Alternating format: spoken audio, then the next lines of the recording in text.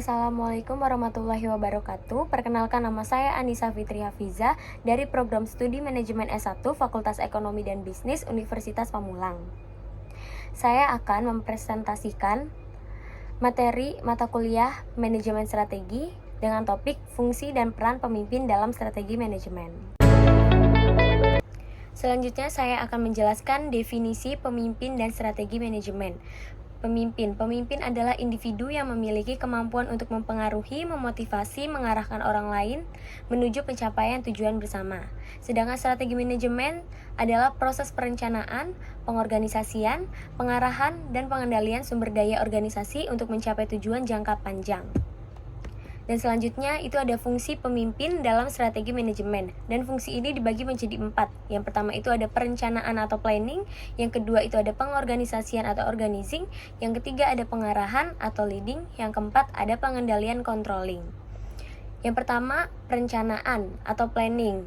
Itu menetapkan visi, misi, dan tujuan organisasi, merumuskan strategi untuk mencapai tujuan tersebut, dan mengidentifikasi sumber daya yang dibutuhkan.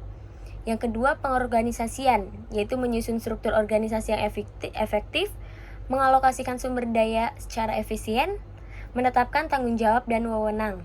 Yang ketiga, itu ada pengarahan, memberikan arahan dan bimbingan kepada tim, memotivasi dan menginspirasi karyawan, membangun budaya organisasi yang positif.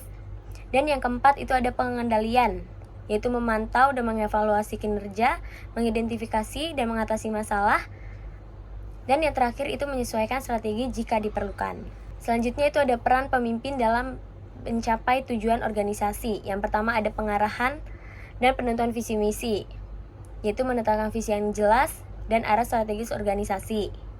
Yang kedua ada mengidentifikasi tujuan jangka panjang dan jalur untuk mencapainya. Sedangkan yang kedua ada pembuatan keputusan, membuat keputusan strategi yang berdampak pada keseluruhan organisasi, dan menggunakan analisis data dan wawasan pasar untuk mengambil keputusan. Yang ketiga, itu ada motivator dan inspirator, yaitu menginspirasi dan memotivasi tim untuk bekerja dengan semangat, mendorong tim untuk mencapai potensi maksimal.